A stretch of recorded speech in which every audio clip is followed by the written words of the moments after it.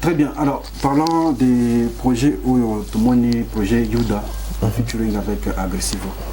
C'est ta chanson à toi ou bien c'est la chanson Agressivo? C'est à nous deux, c'est vraiment 50-50.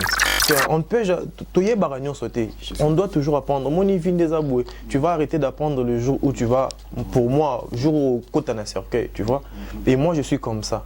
Quand je remarque qu'il y a un ami ou bien un jeune, parce que il y a des gens avec qui on a commencé, ou peut-être des succès, il y a après. Non, il y a une chose que les gens doivent savoir. Moi et ça, on était déjà potes depuis très longtemps. Tu vois? Dans une vitesse avant.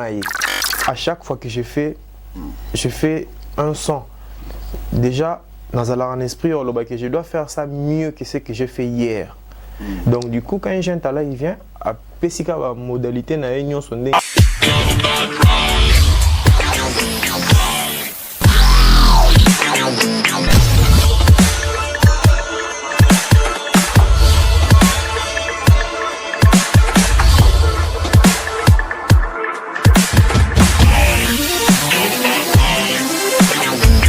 Lubumbashi, bienvenue tout le monde, bienvenue Chine, bienvenue RDC, bienvenue Afrique, bienvenue le monde dans votre nouvelle émission Zone Plus 243, toujours avec Sergio Leonardo, le colonisateur même avec le visionnaire, le spectacle de la mort, el spectacle del mure.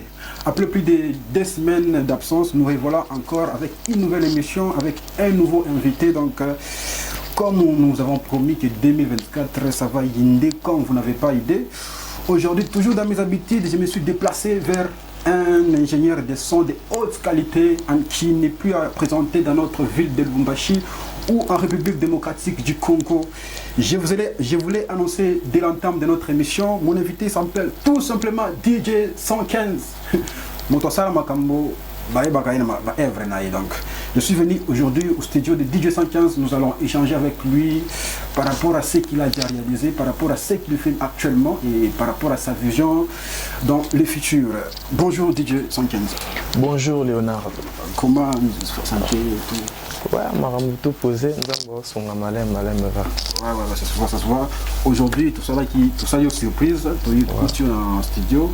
Il fallait qu'on te cherche parce que c'est ça notre émission. Et puis, beaucoup de gens nous réclamaient que Sergio, je reçois que des artistes et musiciens. Il faut nous recevoir aussi des ingénieurs et puis d'autres personnalités de la ville. Et aujourd'hui, tu es le premier DJ que nous recevons dans notre émission. Nous allons parler un peu de toi, de ta carrière. Nous te recevons en 2 casquettes. Nous te recevons DJ 115 en tant qu'ingénieur de son, aussi DJ comme ingénieur de son. Bien avant de commencer, nous allons d'abord parler de la santé musicale, santé studio. Bon, en tout cas, Dieu fait grâce. Hein. Vous savez, on est en train de se battre.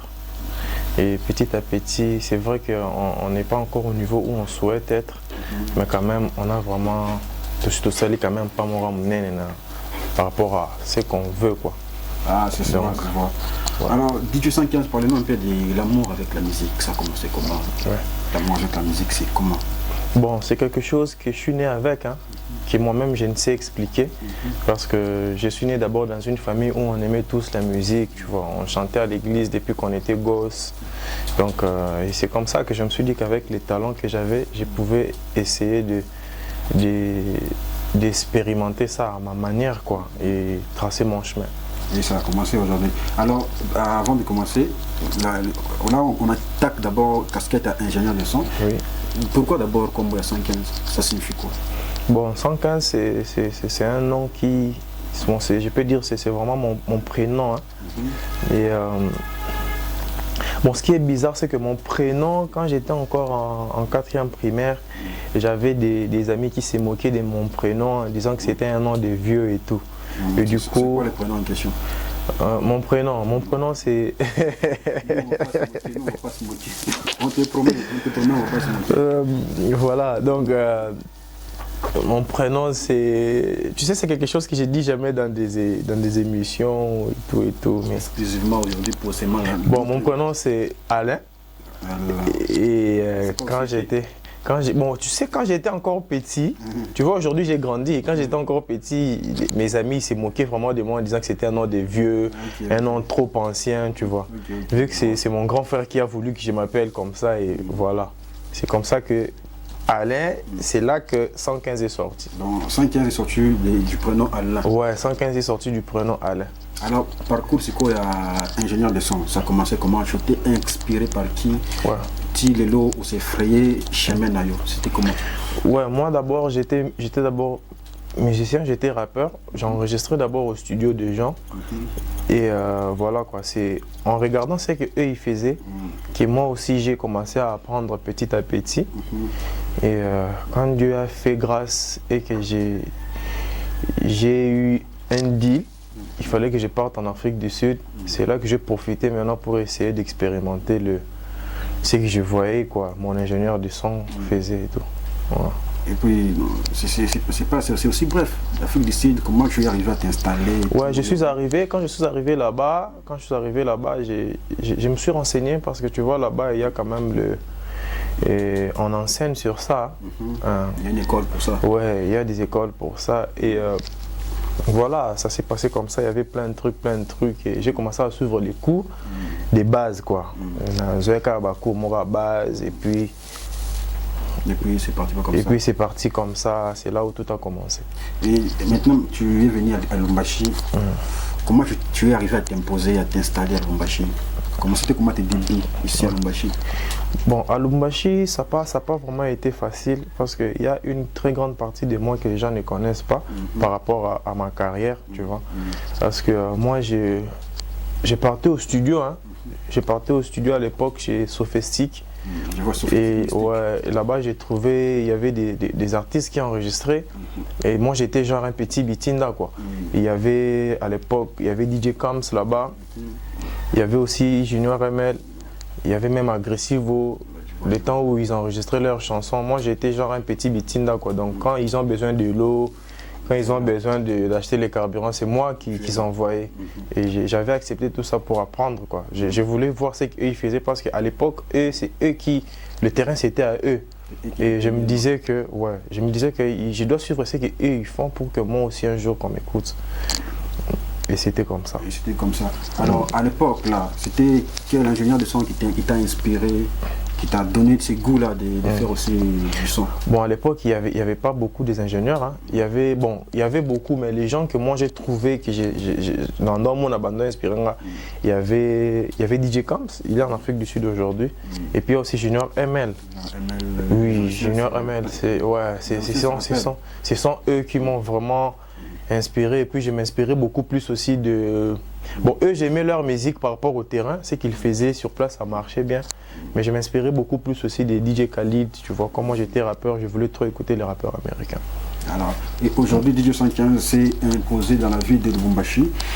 Alors, tu es venu dans cet univers musical. Ouais. Il y a ingénieur de son, il y a Nini. Alors, qu'est-ce que toi tu as apporté? Quelle est ta touche particulière dans la musique, dans Bisso ou le Kotaki en tant que DJ? Qu'est-ce que tu as apporté de plus? Bon, moi, premièrement, j'ai révolté beaucoup de jeunes, hein, tu vois, parce que c'était vraiment difficile de... que bandimela jeune parce qu'il y avait déjà les gens selon eux, c'était eux, et à part eux, rien ne pouvait bouger, quoi. Et moi, je suis venu d'abord avec le rap, tu vois. Je suis venu d'abord avec le rap.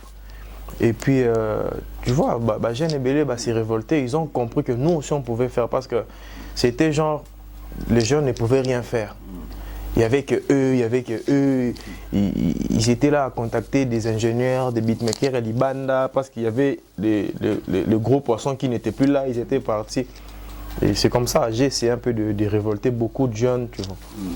Voilà. Alors, comment tu trouves maintenant? Mission accomplie ou comment? Ou bien encore, il y a du chemin à faire? Non, moi je crois que mission accomplie parce que je sens maintenant que chaque année, il y a des nouveaux beatmakers qui sortent. Donc, c'est-à-dire que si moi, j'avais laissé peut-être qui n'a commis peut-être un niveau moroboué, il y a un autre qui vient à partir de ce niveau-là, lui, il avance encore, tu vois.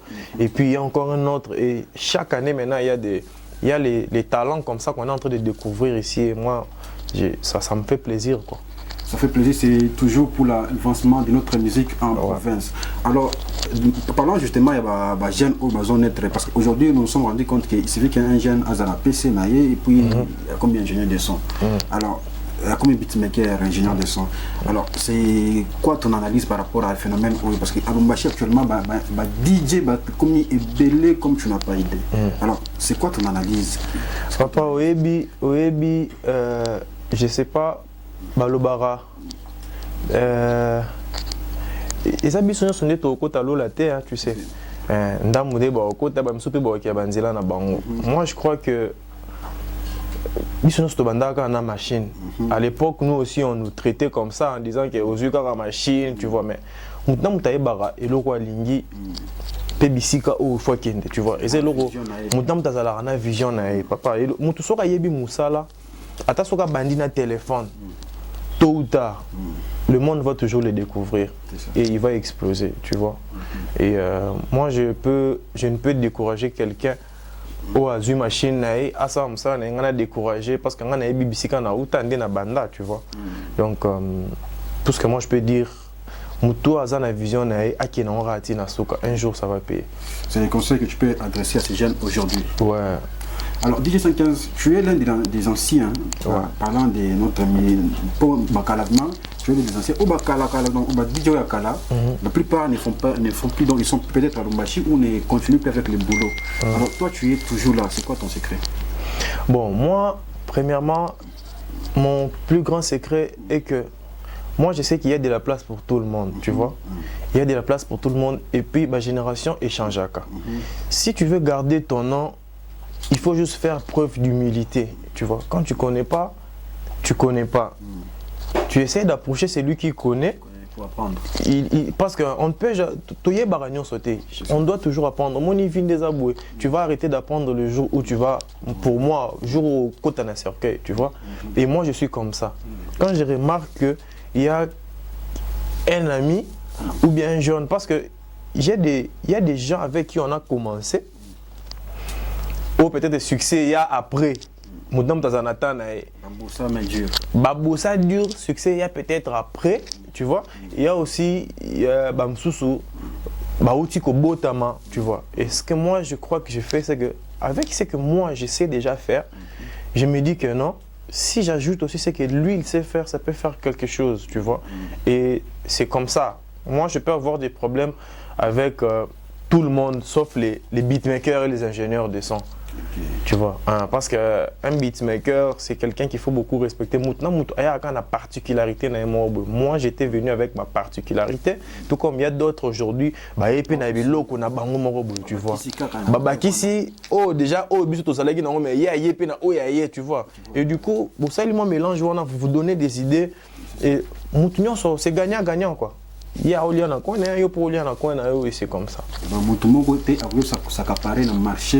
Jamais. C'est impossible, on a besoin de tout le monde dans ces games. En lingala, on dit succès à Zamoa Ndumba. À tous, sali, à tous, en couronne, excusez pour les termes. Alors, DJ 115, aujourd'hui, est-ce que tu peux me donner une différence entre un beatmaker et un ingénieur de son? Est-ce que tu peux éclairer l'opinion peut-être c'est pour poser la question. C'est quoi la différence entre ces deux types de personnes? Un beatmaker, c'est quelqu'un qui crée. C'est une personne qui est en train de créer la musique. Un beatmaker. Il est seulement en train de créer la musique. Genre, on a clavier, on a la machine, à salir, rassemblement, à sampler, à son, à créer. Ça, c'est un beatmaker. Un ingénieur du son, lui, il peut être dans des gros événements. Par exemple, arranger le son dans des gros événements, tu vois. Il peut arranger le son dans l'événement mineur ou bien au studio, arranger le voix de quelqu'un. C'est ça la différence qu'il y a. Est-ce qu'un beatmaker peut aussi être ingénieur de son, bien vice-versa? Oui. Un beatmaker peut être à cause de l'ingénieur, à cause de la... Il peut être s'il est doué et puis ce qu'on attend, il est en haut. Voilà. C'est bon, alors, DJ 115, lorsque un jeune artiste vient chez toi à enregistrer des sons. Au tal, jeune aïe, il a tellement envie, il y a aussi la musique, il a des failles. Qu'est-ce qu'apport Nino Pessa quand un jeune moko, au moins il a envie de mais bah, c'est quel les ananas? Qu'est-ce que tu dois porter au Benganaka? Ou bien tu es simple de coacher? Comment ça se passe chez toi? Bon, déjà moi, je suis pas un beatmaker. Moi, je suis un producteur, tu vois. Parce qu'il y a une différence entre un beatmaker et un producteur. Un beatmaker, il fait seulement le beat et ça se limite là. Moi, je suis un producteur. Un producteur, il est en même temps directeur artistique. Ça veut dire qu'un artiste peut venir chanter. Il y a une fois ça là. Tu donnes des top lines. Ouais.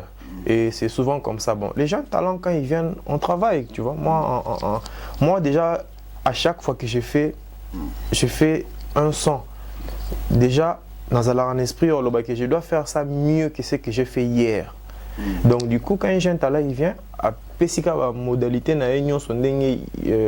bon, sera foutu normalement en un studio comme il faut. On doit toujours faire de sorte que projet n'a Simba quoi. Et c'est ça le travail que nous on fait. Donc, rapport au PSA jeune. Alors, aujourd'hui, depuis début de la carrière, aujourd'hui, quel est le grand projet que tu as travaillé? Projet moi, bon, je ne vais pas te mentir, il faut savoir que chaque artiste a différents marchés et puis un fan buzz. Moi, je crois que tous les projets que moi j'ai déjà fait, c'est seulement des grands projets. Hein. Parce que projet nous sommes salara et il y a un pépé nango quoi. C'est une salle de projet au senti que est propulsé à niveau où je m'attendais pas. Il y a toujours le projet moins intelligent par rapport à Bana. C'est le projet que j'ai fait avec Majus et Kofi. Majus et Kofi, Ndoto. Ouais, le projet là de Majus et Kofi, c'est le projet qui m'a beaucoup plus propulsé. Fongolanga va marcher belé, surtout Libanda en dehors de mon pays. C'est ce projet là, ouais. Alors aujourd'hui, si on parle des ingénieurs de son de Lubumbashi et les ingénieurs de son de Kinshasa, parce que tu as remarqué que les ingénieurs de Lubumbashi ont moins vitesse par rapport au Yakin. Mais avant, ce n'était pas le cas. Ouais. Alors c'est quoi? Rattraper moins vitesse par rapport à Bangoizan? Non, ça a toujours été comme ça. C'est juste que tu sais, quand on a un talent, il y a une chose que tu dois savoir, les Katangais d'abord, ils sont très intelligents. Tu vois, nous on est Congolais, tu vois, mais les Katangais, ils sont d'abord très intelligents.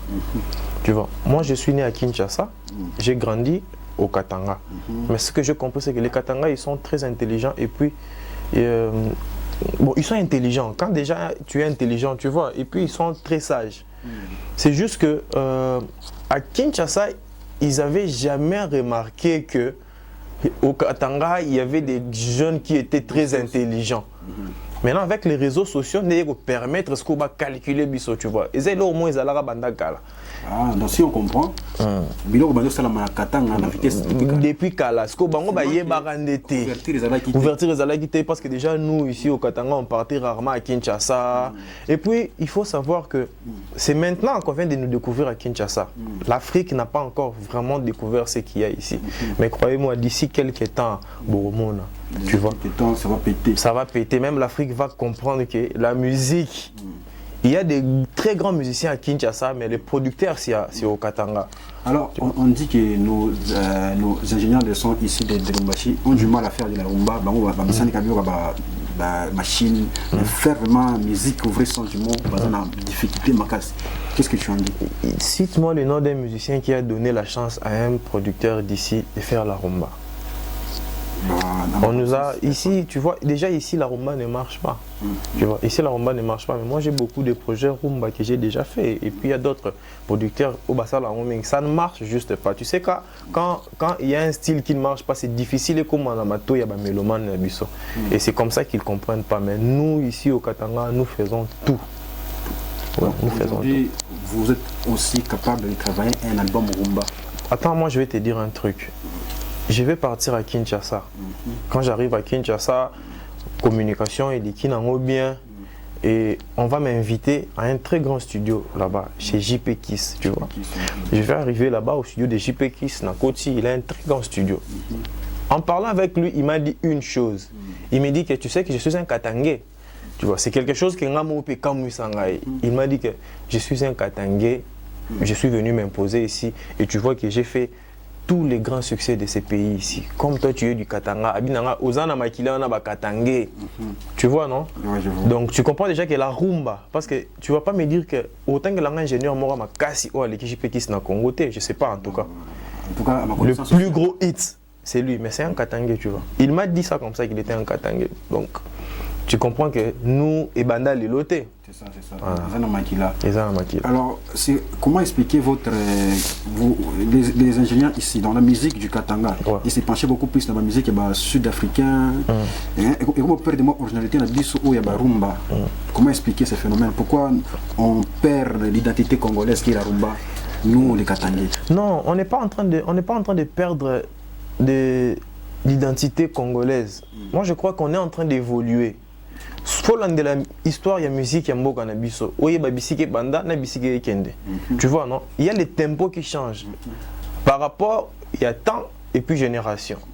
Tu vois, et nous, on est en train de s'améliorer. Parce que tu vas pas me dire que l'instrumental de Seven qui a cartonné en Afrique, c'est quelque chose de sud-africain. Non. Tu vois, moi j'ai écouté une chanson de Zuchu. Il a vraiment copié tu sens qu'il a vraiment copié l'instrumental de Seven, tu vois, non? J'ai écouté aussi Banze Bobela Bazambien. Tu sens qu'ils ont copié ce que nous on fait ici, tu vois. Nous, on est en fait en train d'évoluer parce que ce sont des VST et des logiciels que nous tous on a, tous à la machine. Et ça la bangote, tu vois. Yo, ça les locaux et cartonné. Nous, on est seulement en train d'évoluer. C'est ça, nous les Katangais, en fait. Surtout, mon tendance musicale, et ça, koto. On évolue, on pense seulement à notre musique là, mais tu tiens na kibiso, tu vois, tout en gardant la racine congolaise. Originalité na biso, tu garder en haut, mais tu bakisika comment maïli na biso. C'est un peu ça. C'est tout à fait bien. Alors, très chers internautes, vous qui nous suivez Division en cours, merci de vous être abonnés à notre chaîne YouTube Zone Plus 243, sur notre chaîne YouTube, page Facebook, compte Instagram ainsi que compte TikTok. Merci, mille fois merci à vous tous. Je dis merci à mon gars qui m'a accompagné depuis la maison jusqu'ici, Big Daddy Mouchem. Je dis merci à LD Loutou et depuis quelque part. Merci à DG, à Belson Mendes, MHD Décor avec le patron El Manarampiana. Je confirme depuis quelque part. Je dis merci aussi au DJ Poba. A confirmé. Je dis merci à tout le monde. Connectez-vous, branchez-vous, abonnez-vous, partagez nos émissions. Cela nous encourage à vous produire des bons contenus. Alors, DJ 115, parlant de DJ 7 que tu viens de citer il n'y a pas longtemps, les gens disent qu'il y a un intérêt. Apparemment, on peut perdre de vitesse. Non, il y a une chose que les gens doivent savoir. Moi, et ça, on était déjà potes depuis très longtemps. Tu vois, la soirée de vitesse, ça va y. Tu vois, exactement, tu vois, c'est succès à l'Europe, tu vois, et tourne là-bas. Moi, c'est volonté a mis très longtemps. Moi, il y a des projets que j'ai fait, que je faisais avant, que lui déjà ça venait comme ça au studio, on est là, il touche, il arrange, tu vois. Et comme moi, quand je faisais quand j'ai commencé, succès il était là. Il était toujours mon ami, tu vois, non? On se voyait, on rigolait. Vrai que déjà depuis longtemps à l'époque, il y avait des artistes, quand il a un problème avec moi, ils vont aller chez Seven parce qu'ils savaient qu'il était fort. Moi, je savais qu'il était fort. Et ils trouvaient que ce que moi je faisais, la personne qui pouvait faire comme moi ou mieux que moi, c'était lui. Et les gens, ils partaient comme ça à l'époque, ils vont Seven. Mais, nous avons pas calcul, tu vois. C'est quelqu'un qui a beaucoup bossé, tu vois, c'est quelqu'un qui a... tu vois, il fallait qu'il gagne aussi sa vie. Moi, quoi, tu vois. Moi, je ne crois pas que Seven est venu m'enterrer. Seven est venu faire ses histoires à lui, à sa manière qui marche. Alors, comment tu trouves son évolution? Qu'est-ce que tu peux dire de son évolution à lui? Ah, moi, c'est pas aujourd'hui que je vois l'évolution de Seven. Tu vois, hein? Moi, je le savais depuis très longtemps. Je vais te dire un truc. Tu sais que moi, Chris, DNM, Adonis, KMB, Pitié Fils, Etienne, Jacquem et tout, on travaillait nous tous à un seul endroit. En tout cas, tout le monde ça là, ici Kamoro. Mais tu sais que parmi nous, qui a cartonné en premier? C'était Chris, c'était DNM. Tu vois, non? C'est lui qui a commencé à faire le succès avant. Quand les gens ont connu Chris, nous, on ne calculait pas trop, tu vois. Et puis après, Chris, moi, je suis venu aussi. Tu vois? Et après un mois, quand je suis venu, Sève est venu. C'est comme ça en fait. Tant que Moussa là, chacun il a toujours une originalité dans les à apporter, tu vois? Et c'est comme ça.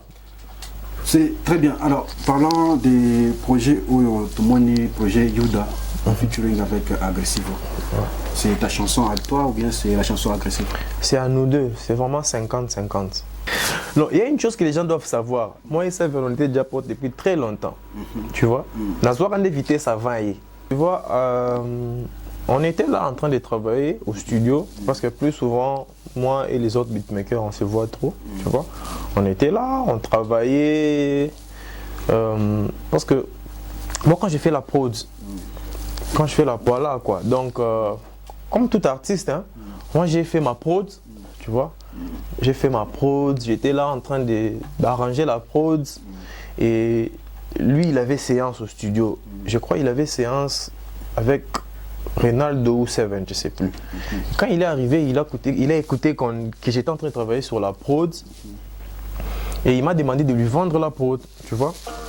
Comme tous les artistes, quand il écoute la prod, il vient et dit que vends-moi la prod. Moi je lui dis que non, je ne peux pas te vendre la prod parce que c'est une prod que moi-même je veux aussi lancer. Et c'est là qu'il va me dire, bon, dans ces cas alors, je te donne une partie d'argent. Je te donne une partie d'argent comme ça que ça soit un feat. Et moi je vais lancer la chanson. Mais dans les feats où toi tu chantes pas? J'ai aussi chanté dans la chanson. Ouais, la partie là de Ayuda, Yondote. Ayuda, Yondote, Samana Zambi. Shida, Yondote, Samana Zambi. C'est moi, ouais, c'est moi qui a chanté. Tu as mis attention que c'est toi? Ouais, c'est moi qui a chanté, c'est ça même le feat, tu vois. Ayuda, Yondote, Kisamana Nzambe, Juda. Non, j'ai aussi chanté partie Ayuda et puis lui il a fait les leads. Le chœur là, on a fait ça nous deux, tu vois. J'ai chanté là-bas et puis au début, hey, tu me connais, c'est moi qui parle là. Alors là, on voit. Alors, les gens disent que pour produire Youda, on a pour la panthère, Tia et Zigania. Est-ce que c'est vrai? Ah, Bino Bozo pose une question. Non, mais bisoté. Ah, Bino Bozo pose une question. Tant qu'on va répondre, et comme Bon, moi je crois que en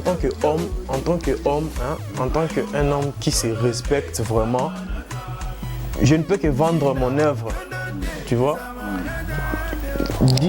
Parler de ma chanson ou de mon œuvre, c'est manquer du respect à personne. Comme je l'ai dit et je le redis encore, Youda va enterrer Tia. Donc, bon, c'est pas enterrer parce que, tu sais, enterrer c'est peut-être trop dire. Alors, c'est comment? Explique-moi alors. Le vieux, il a fait un projet qui a vraiment marché et il a suffisamment bouffé. Tu vois, non? Il a suffisamment bouffé des revenus de cette chanson-là. Donc, et ça, il est en haut. Ils ont été Mobutu, ça a 32 ans de pouvoir. Tant Kabila on ne va pas carrément dire qu'Abimisa Mobutu, il était déjà fatigué. Tu vois? Donc, je peux dire dans ce sens-là. Moi, nous, on a fait la chanson. Dans les buts de détrôner, tiens. Non, on n'a pas fait la chanson dans le but de détrôner une chanson. Et ça, non de Batuboso comparé à Ngona Nzembo. Et ça, bisoté. Parce que Ngai n'a lobby ma solo en aki. Batunde ba comme beaucoup de gens. Je crois que bon. Si eux ils trouvent que c'est ça, c'est pas mal. Parce que comparer ta chanson avec une chanson qui a vraiment cartonné comme cette chanson-là, ça va. Tu vois, non? Ça va. Moi, je trouve que ça va. C'est bon. Et puis voilà. Alors comment tu trouves maintenant objectif Nabil nous a atteint ou bien et comité Youda parce que c'est déjà lancé. Youda s'est lancé. Bon, tu sais, Youda c'est un projet qui marche. Hein. Déjà la façon dont cette chanson-là est en train de marcher, moi-même personnellement ou mon bro Sivo, on ne s'attendait pas vraiment à ça comme ça, tu vois. Mais le projet marche très bien.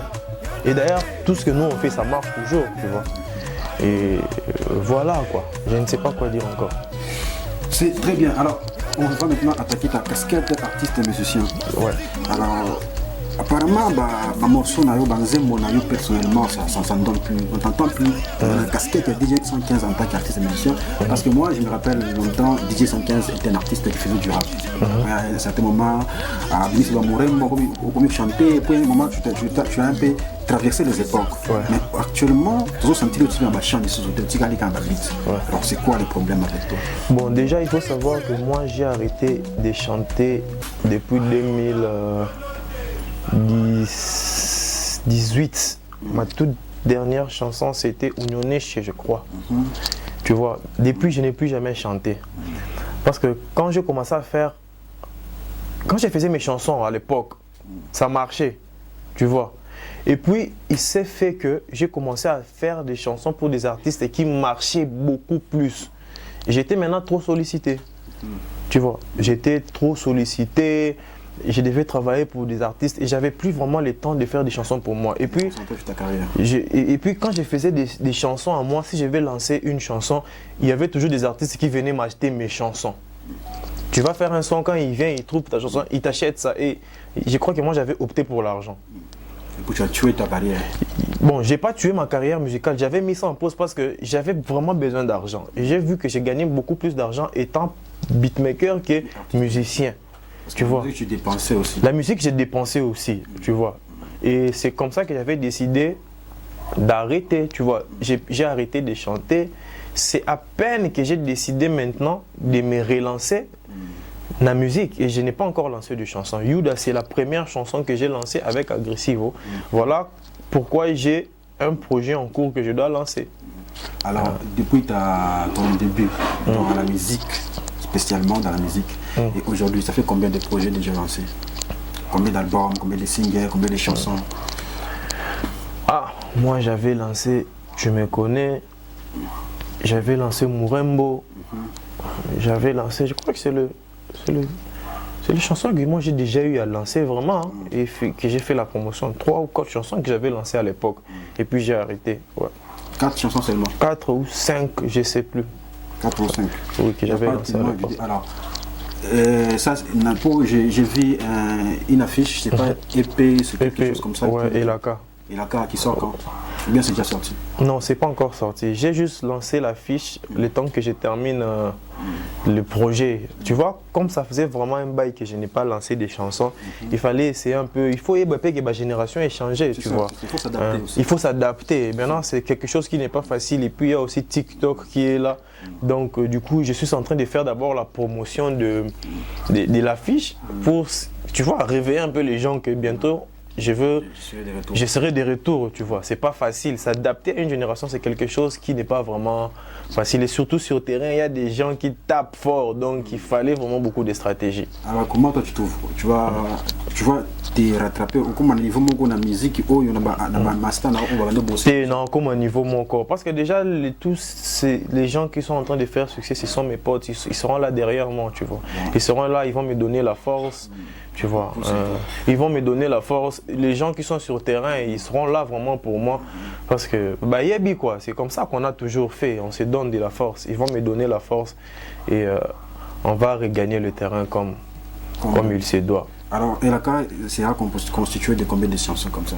Je vais d'abord lancer 6 titres. 6 titres? Ouais. Yuda déjà fait partie? Yuda, il y a déjà Yuda, il y a un projet avec Seven. Il y a un projet avec Rebo, il y a un projet avec Samarino, et puis les autres, moi-même, j'ai chanté. Alors ça sera pour quand la sortie officielle ou je sais pas moi? Bon, tu sais, moi je crois que pour que je lance mon EP, je dois d'abord travailler sur mon audience en tant que musicien. Parce que l'audience en tant que beatmaker, c'est bon.